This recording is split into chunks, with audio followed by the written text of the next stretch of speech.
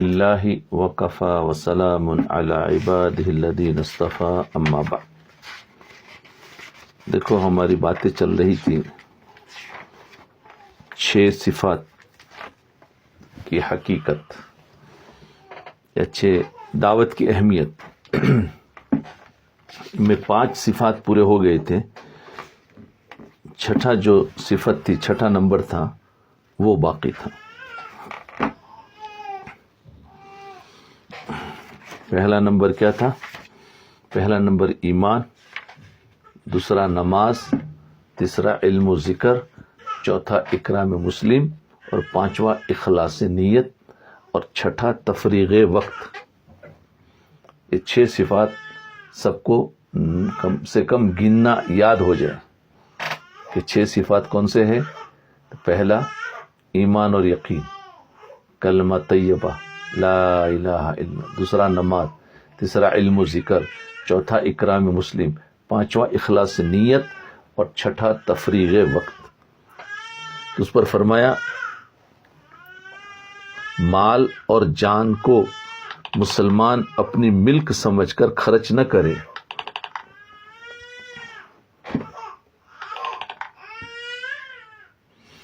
مال اور جان کو مسلمان اپنی ملکیت سمجھ کر خرچ نہ کرے۔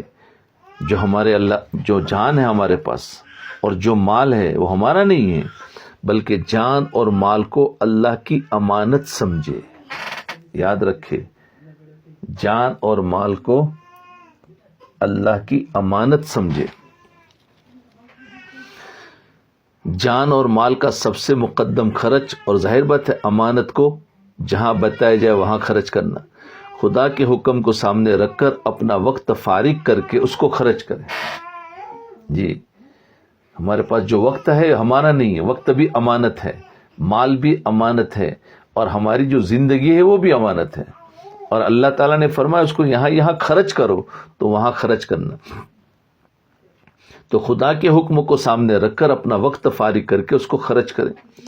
جان اور مال کا سب سے مقدم خرچ اعلاء کلمت اللہ کے لیے ہے۔ سب سے مقدم خرچ اس کلمے کو بلند کرنا، یعنی دین کو پھیلانا۔ پھر امت کی ضرورتوں اور احوال پر خرچ کرنا، امت کے اندر جو حوال آتے اس پر خرچ کرنا۔ یہ 4 ماہ اور چلہ اس کی مشق ہے۔ جی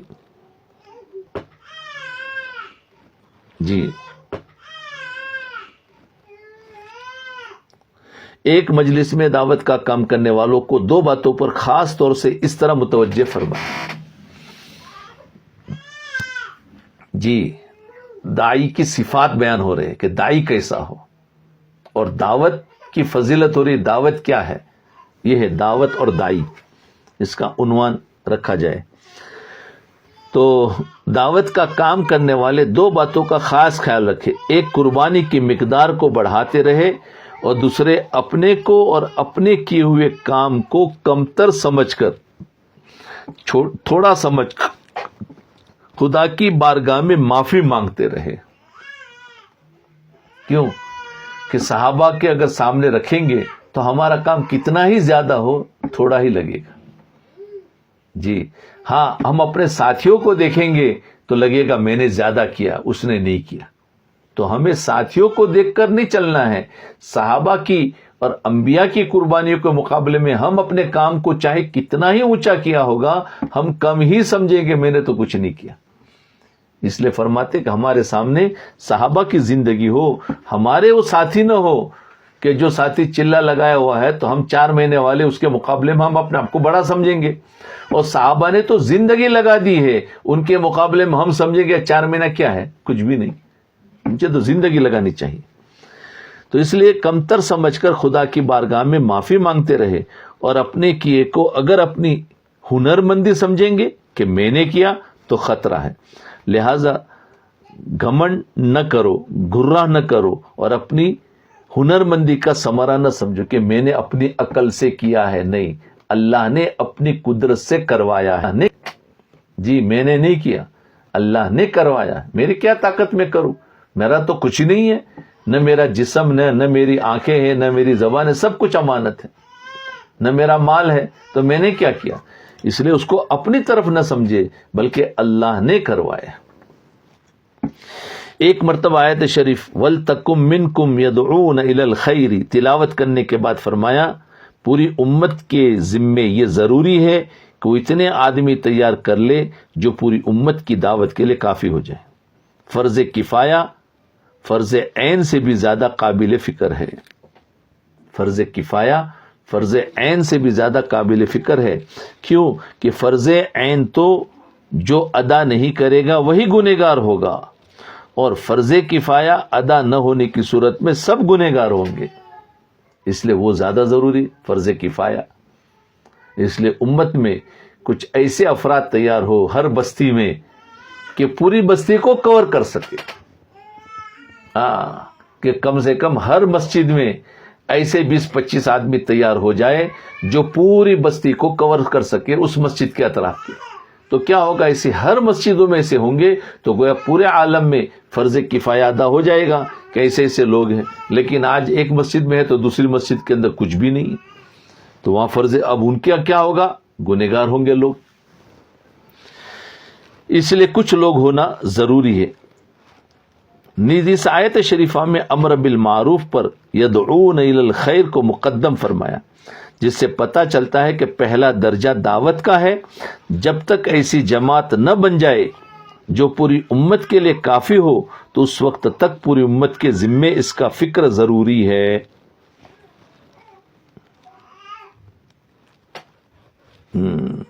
جب تک پوری امت میں ایسے افراد پیدا نہ ہو جائے جو پوری امت کے لیے کافی ہو،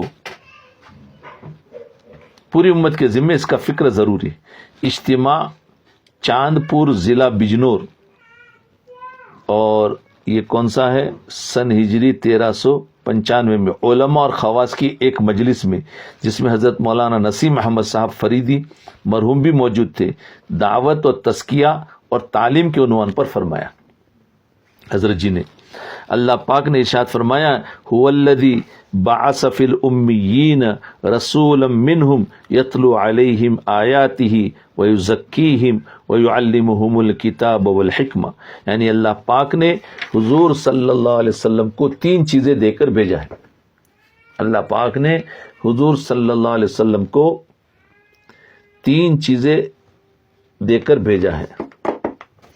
ایک تو دعوت، دوسرا تزکیہ، تیسرا تعلیم. دعوت اصل ہے اس لیے کہ اس کے کرنے سے بقیہ دونوں وجود میں آئیں گے. دعوت اصل ہے، اس کے کرنے سے کیا تزکیہ اور تعلیم دونوں وجود میں آئیں گے. کیونکہ لوگ ہی نہیں ہوں گے تو کیسے تزکیہ اور تعلیم ہوگی، کس کو سکھائیں گے. حضور اکرم صلی اللہ علیہ وسلم اور صحابہ کے دور میں اس دعوت کے ذریعے سے تعلیم اور تزکیہ سب زندہ ہوتے تھے. اس لیے آج بھی اس دعوت کی محنت کی ضرورت ہے. مولانا محمد یوسف صاحب حضرت جی رحمت اللہ علیہ فرمایا کرتے تھے کہ خیر القرون قرنی ثم الذین یلونہم ثم الذین یلونہم میں پہلے قرنی سے مراد دعوت، پہلے قرنی سے مراد دعوت، دوسرے قرنی سے مراد ذکر، اور تیسرے سے تعلیم ہے. خیر القرون قرنی ثم الذین یلونہم ثم الذین یلونہم. تو دیکھو کیا نقطہ نکالا، پہلے سے دعوت، دوسرے سے ذکر، اور تیسرے سے تعلیم تزکیہ.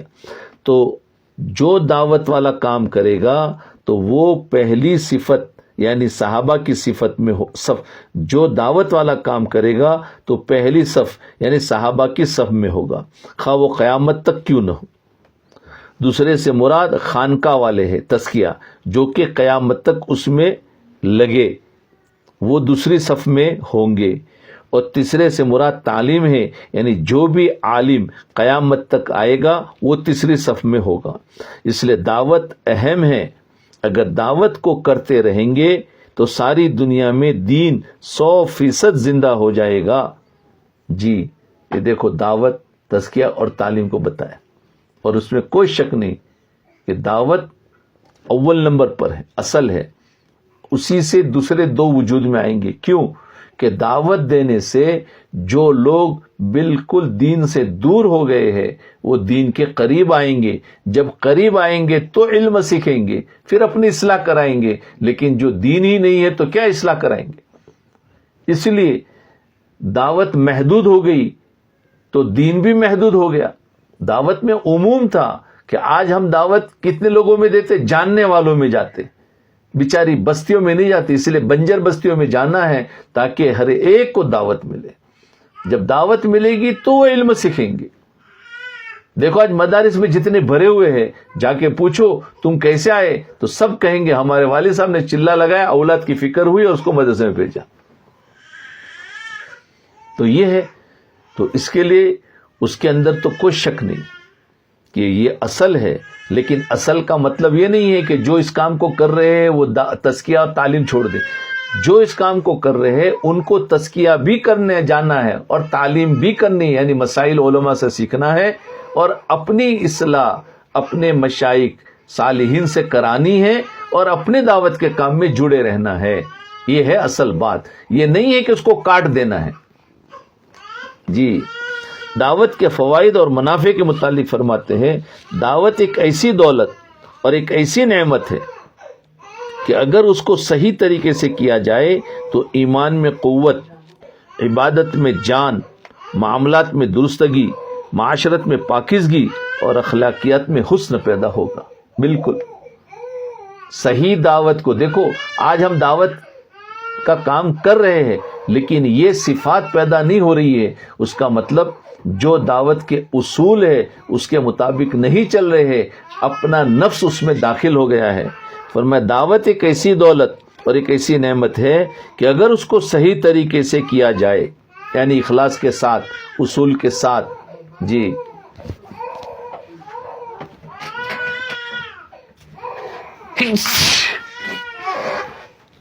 کیا جائے تو ایمان میں کیا ہوگا؟ قوت پیدا ہوگی. عبادت میں, آج ہماری عبادت ہے بے جان ہے, عبادت میں جان پیدا ہوگی. آج ہمارے پاس ایمان ہے لیکن طاقت نہیں ایمان میں. عبادت بھی ہے, عبادت میں جان نہیں. معاملات بھی ہے لیکن معاملات میں درستگی نہیں. معاشرت بھی ہے لیکن معاشرت پاکیزگی نہیں. اور اخلاق بھی ہے لیکن اخلاق میں حسن نہیں. ہے اخلاق, سب کچھ رسم کا ہے لیکن ہے نہیں. فرمایا صحیح طریقے سے دعوت کریں گے تو ایمان میں قوت, عبادت میں جان, معاملات میں درستگی, معاشرت میں پاکیزگی اور اخلاقیات میں حسن پیدا ہوگا. پھر کہاں سے فتنہ پیدا ہوگا بتاؤ؟ پھر فتنہ کیسے پیدا ہو؟ جس قدر اس دعوت والے کام میں آدمی بڑھتا جائے گا, جس قدر اس دعوت والے کام میں آدمی بڑھتا جائے گا, اس کی اپنی عملی زندگی بنتی چلی جائے گی, اپنی عملی زندگی. اور یہی اس کی نجات کا راستہ ہے, دنیا میں بھی اور آخرت میں بھی.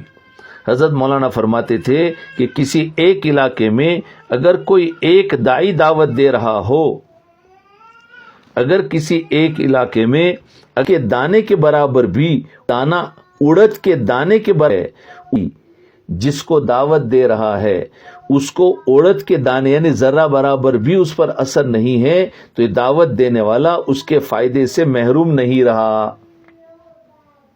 یاد دیکھنا.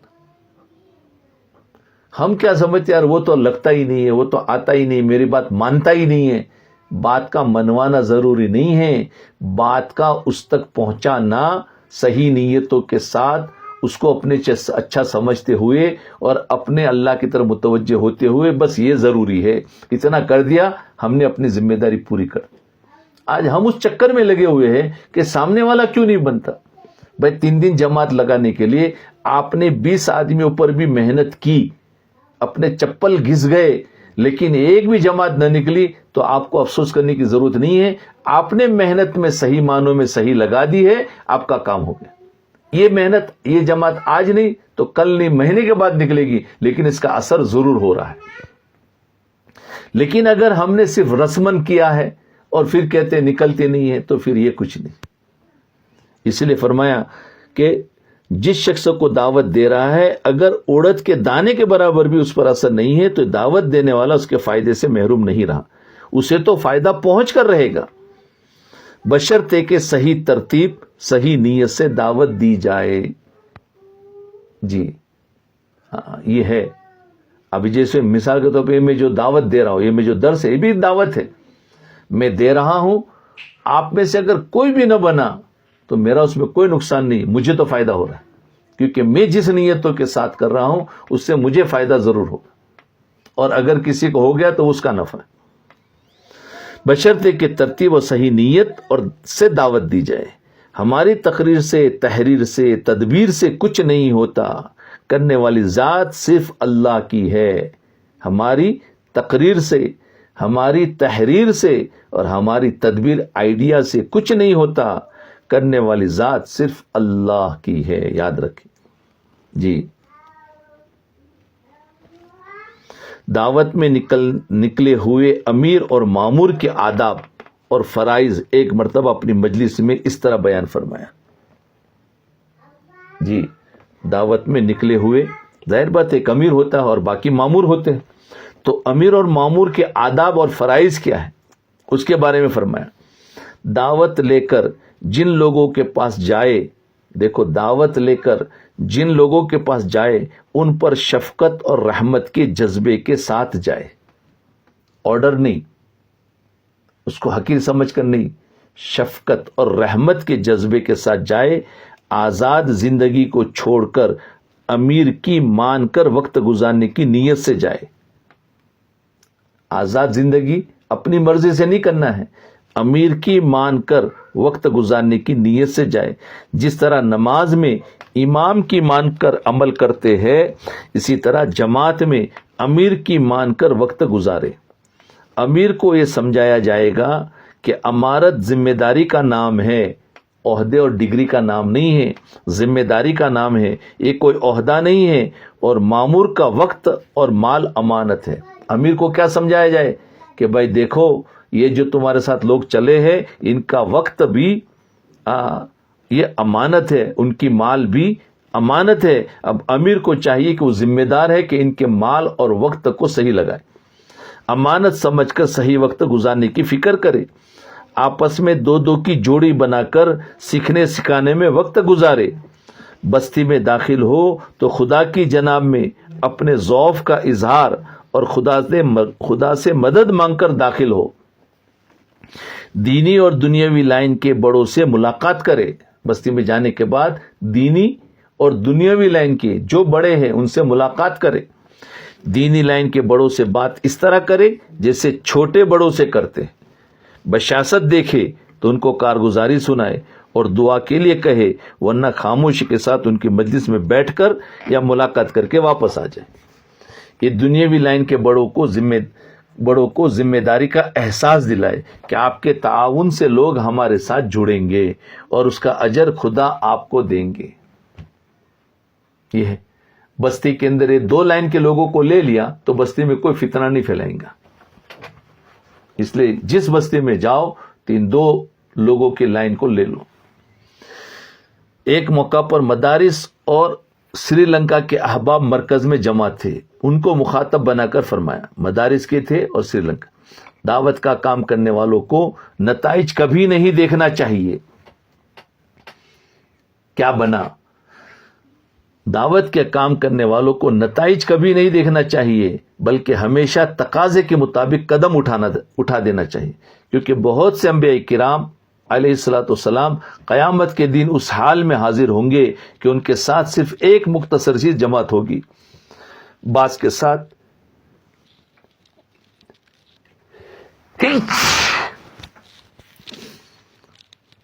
ساتھ اس سے بھی کم ہوں گے اور بعض ایسے ہوں گے جن کے ساتھ کوئی بھی نہیں ہوگا. تو اس کا یہ مطلب نہیں ہے کہ وہ ناکام ہے، بلکہ وہ تو اپنی ذات کے اعتبار سے 100% کامیاب ہے، کیونکہ نتیجہ نہیں نکلا. ہم نتیجے پر نہ جائے کہ میری محنت کرنے سے لوگ بن رہے کہ نہیں بن رہے، وہ چھوڑو، تم محنت صحیح شرائع کے ساتھ کر رہے ہو کہ نہیں، یہ دیکھنا. اس لیے انسان کے ذمے اپنے کو قربان کرنا ہے اور نتائج کو اللہ کے حوالے کر دینا ہے. جی نیز یہ بھی ضروری ہے کہ جس شخص کو دعوت دی جائے اس کو حقیر نہ سمجھنا چاہیے. حدیث شریف میں ہے کہ رسول پاک علیہ الصلوۃ والسلام کے متعلق آتا ہے، لا يحقرن احد يبلغ رسالت رسالات اللہ، جس شخص کو بھی آپ اللہ کا پیغام پہنچاتے تھے اس کو ذلیل نہیں سمجھتے تھے. جی تو اس طریقے سے ہمیں کرنا ہے. انشاءاللہ آگے بھی بہت ساری قیمتی باتیں آئے گی. اللہ ہمیں باتیں سمجھا بھی دے، سمجھنے کی توفیق عطا فرمائے. بہت قیمتی باتیں ہیں لیکن آپ نے سنا ہے، اس کا نور آپ کے دلوں میں اترا ہے.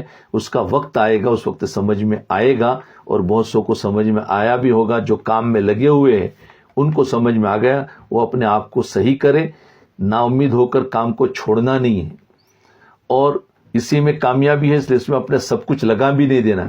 دین سارے اعمال کو کرنا ہے. ہاں، گھر کی ذمہ داری کو بھی سنبھالنا ہے، بچوں کی ذمہ داری کو بھی سنبھالنا ہے، اور ساتھ میں پوری امت کی ذمہ داری کو بھی سنبھالنا ہے. ہمارے اوپر بہت ساری ذمہ داریاں ہیں. ماں باپ کی بھی ذمہ داریاں ہیں، بیوی بچوں کی ذمہ داریاں ہیں، کاروبار کی بھی ذمہ داریاں ہیں، اور پوری امت کی دینی کی بے دینی کو ختم کرنے کی بھی ذمہ داریاں ہیں. اپنے اوپر علم سیکھنے کی بھی ذمہ داریاں ہیں، اپنی اصلاح کرنے کی بھی ذمہ، ساری ذمہ داریاں سب کو اپنے اپنے وقت پر ادا کرنے کا نام دین ہے. سب کچھ چھوڑ کر ایک ہی کام میں لگ جانا یہ بے دینی ہے، یاد رکھنا. اس لیے سارے حقوق کو ادا کرنا ہے، ورنہ حقوق مارے جائیں گے تو کل قیامت کے دن پکڑ ہوگی. تھوڑی دیر مراقبہ کر لیں.